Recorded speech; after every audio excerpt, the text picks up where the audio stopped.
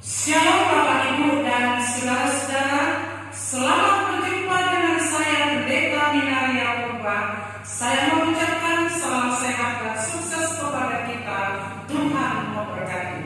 Mari sejenak meluangkan waktu untuk belajar kebenaran firman Tuhan. Sebelumnya kita bersatu di dalam doa.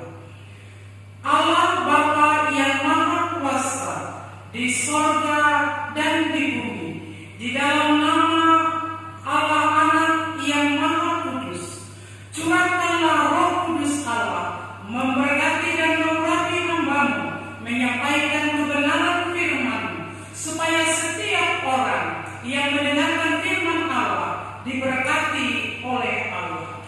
Ini doa dan permohonan hamba-Mu, kiranya Allah berkenan mendengar dan mengabulkannya. Di dalam nama Tuhan Yesus Kristus, hamba-Mu berdoa dan bersyukur. Amin. Bapak Ibu dan saudara-saudara, kita belajar kebenaran firman Tuhan dari Lukas 18 ayat 9 sampai ayat 14 sebagai berikut. Dan kepada beberapa orang yang menganggap dirinya benar dan memandang rendah semua orang lain, Yesus mengatakan perumpamaan ini. Ada dua orang pergi ke bait Allah untuk berdoa. Yang seorang adalah Farisi dan yang lain pemungut cukai. Orang Farisi itu berdiri dan berdoa dalam hatinya begini, "Ya Allah, aku mengucap syukur kepadamu karena aku tidak sama seperti semua orang lain, bukan perampok, bukan orang maling, bukan pezina, dan bukan juga seperti pemungut cukai ini. Aku berpuasa 2 kali seminggu. Aku memberikan 1/10 dari segala penghasilan." Tetapi pemungut cukai itu berdiri jauh-jauh, bahkan ia tidak berani menengadah ke langit, melainkan ia memukul dirinya dan berkata, "Ya Allah, kasihanilah aku orang berdosa ini. Aku berkata kepadamu, orang ini pulang ke rumahnya sebagai orang yang dibenarkan Allah, dan orang lain itu tidak. Sebab barang siapa meninggikan diri, ia akan direndahkan, dan barang siapa merendahkan diri, ia akan ditinggikan." Yang menjadi tema bagi kita adalah orang Farisi dan pemungut cukai berdoa. Bapak Ibu dan saudara-saudara, Lukas 18 ayat 9 sampai ayat 14, perumpamaan orang Farisi dan pemungut cukai berdoa. Doa itu adalah napas kehidupan. Sebagaimana makhluk hidup bernapas, demikianlah juga sebagai orang Kristen atau pengikut Kristus senantiasa berdoa. Maka di ayat sebelumnya, Lukas 18 ayat 1 berkata, "Berdoa dengan tidak jemu-jemu." Artinya berdoa dengan terus-menerus, tidak putus. Kalau bahasa Batak mengatakan jugul matania, jugul mangido. Berikutnya ayat 9 sampai ayat 14. Berdoa itu juga ada tekniknya, ada caranya. Dalam hal ini disebutkan kepada mereka yang menganggap dirinya benar dan yang paling hebat, yang lain itu tidak ada apa-apanya. Maka Yesus membuat perumpamaan seperti ini. Ada dua orang pergi ke rumah ibadah, yaitu mereka orang Farisi dan pemungut cukai. Orang Farisi berdoa, "Terima kasih Tuhan." Dia menengadah ke langit, "Aku tidak merampok, aku tidak pezina, aku tidak sama dengan semua orang, dan aku tidak sama dengan pemungut cukai yang berdosa ini.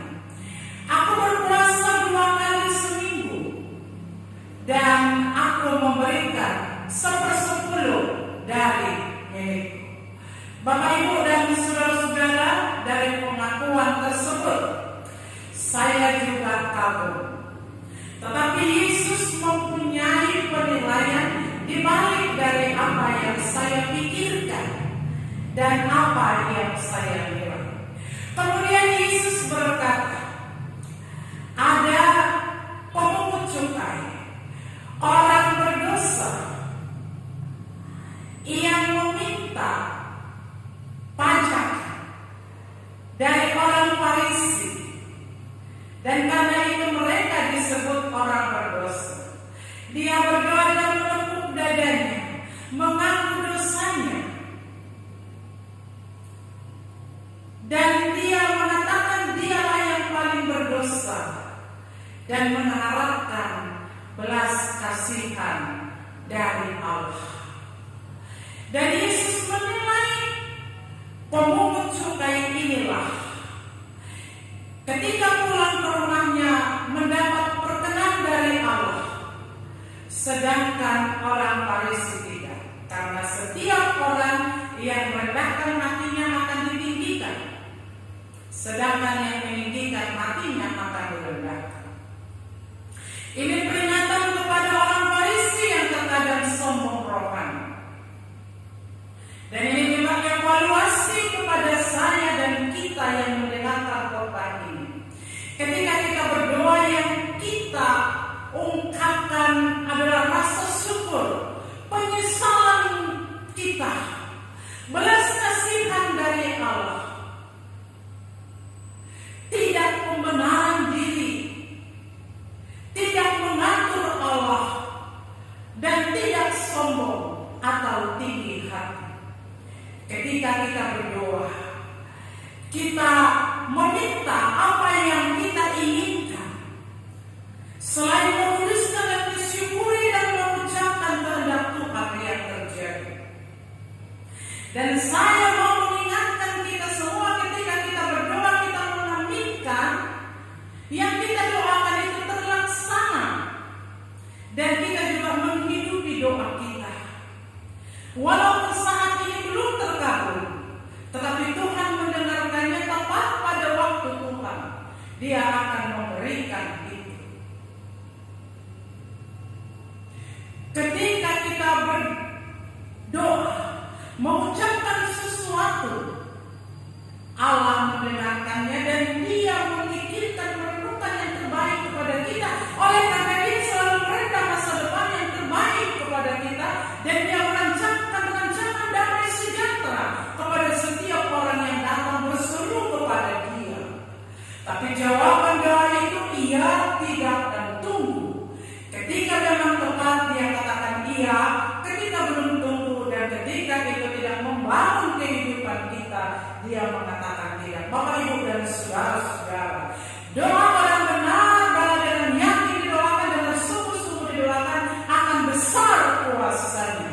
Firman Tuhan berkata, kalau ada temanmu yang sakit, bawa ke penatua dan oleskan minyak. Kalau itu memang bisa memberkati dan menyembuhkan, kenapa tidak? Bukankah sekarang obat herbal ada dan mustajab juga fungsinya, pengobatannya. Tapi kalau firman Tuhan mengatakan iya dan amin, dulu dan sekarang itu pasti bisa terjadi. Untuk itu Bapak, Ibu, dan saudara-saudara yang sakit, datang kepada penatua, datang kepada pekerja gereja, bawa minyak pengurapan dan oleskan dalam nama Tuhan Yesus, dan kuasa Yesus engkau pasti disembuhkan. Dengan kerendahan hati dan dengan memohon belas kasihan dari Allah, sampaikanlah kerinduan hatimu, pengharapanmu kepada Tuhan, karena Dia mampu memberikan, mengabulkan apa yang kamu butuhkan dan inginkan dengan perkenan Dia dan dengan belas kasihan dari Allah. Untuk itu sekali lagi hamba berkata, jangan jemu-jemu berdoa, tetapi terus-menerus berdoa. Tapi saya berkata kepada Bapak, Ibu, dan saudara-saudara sambil bertanya, adakah di antara kita saat ini yang belum terkabul doanya? Saya sendiri masih ada. Tetapi apakah gara-gara itu kita malas? Bapak, Ibu, saudara-saudara, jangan malas berdoa, jangan jemu-jemu berdoa, tetapi terus-menerus berdoa. Karena menjadi orang Kristen tidak ada jaminan yang mengatakan ketika engkau datang kepada Tuhan semua kerinduanmu tercapai, dan tidak ada